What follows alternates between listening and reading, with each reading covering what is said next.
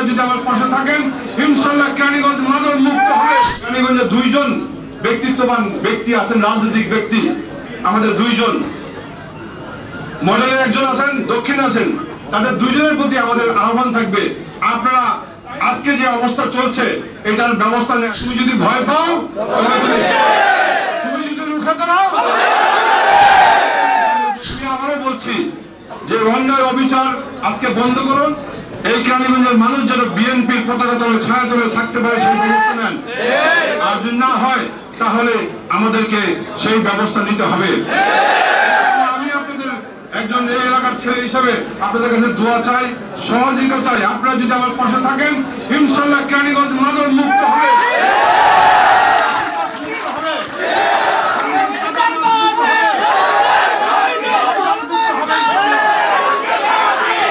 আমরা কেরানীগঞ্জের দখল, চাঁদাবাজ, মাটি লুণ্ঠন বা মাদক ব্যবসার সাথে যারা জড়িত তাদের ব্যবস্থা নেওয়া হবে। দোয়া মাহফিল উপলক্ষে আমার এখানে আসার কথা ছিল, কিন্তু এইটাকে বাধা দেওয়ার জন্য আজকে চেষ্টা করা হয়েছে। আজকে গ্রামের মানুষ, শত শত মানুষ, যেভাবে হাজার হাজার মানুষ আপনারা চলে আসছেন, এই জন্য আমি কৃতজ্ঞতা জানাই।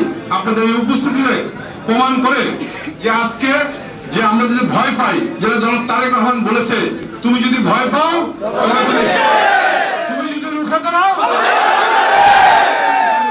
আজকে কিন্তু তার প্রমাণ হয়েছে। তারপরেও আজকে যারা সহযোগিতা করেছেন, বিশেষ করে বাংলাদেশের সেনাবাহিনী, তারা কিন্তু এটা আজকে ল এন্ড অর্ডার ঠিক রাখার চেষ্টা করেছে। র্যাব তারা চেষ্টা করেছেন, আজকে ডিবি তারা চেষ্টা করেছেন, এসপি সাহেব তিনি চেষ্টা করেছেন, দক্ষিণ থানা, মডেল থানা তারা সহযোগিতা করেছেন, তারা আমাদের পাশে ছিলেন।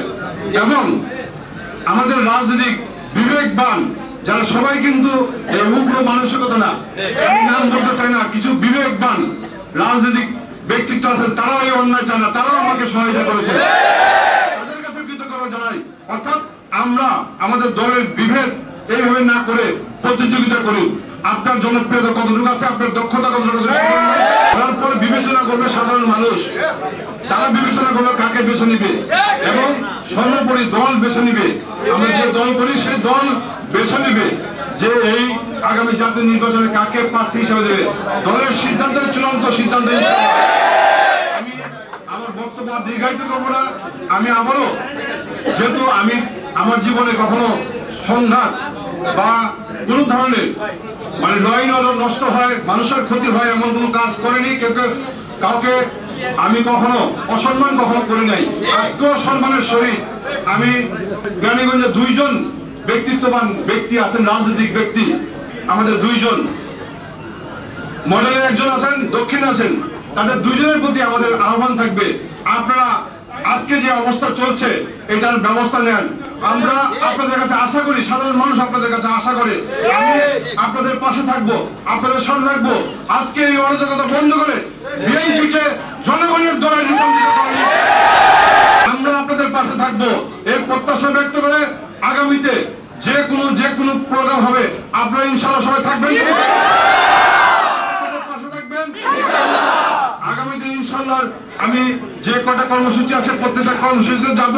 আমি আবারও প্রশাসন থেকে শুরু করে সমস্ত রাজনৈতিক ব্যক্তিত্ব থেকে শুরু করে সবার সহযোগিতা কামনা করে আজকে যারা এখানে অংশগ্রহণ করেছেন তাদের কাছে কৃতজ্ঞতা জানিয়ে ইনশাআল্লাহ আপনাদেরকে আবারও আমি কথা দিয়ে যাচ্ছি। আমি বারবার একটা কথা বলছি, যদি আমাকে সহায়তা করেন, আমাকে সমর্থন করেন, আমি কি করতে পারবো আমি জানি না, আল্লাহর ইচ্ছা হয়তো কিছু করতে পারলে পারবো, কিন্তু একটা জিনিস পারবো, আমার জন্য আপনারা কেউ লজ্জিত হবেন না ইনশাআল্লাহ। কথা শুনতে হবে না ইনশাআল্লাহ। প্রতিশ্রুতি ব্যক্ত করে আগামী দিনে আপনাদের দোয়া কামনা করে আমি ধানের শীষের প্রতীকে প্রার্থী হয়েছি, আপনাদের সকলের দোয়া কামনা করি।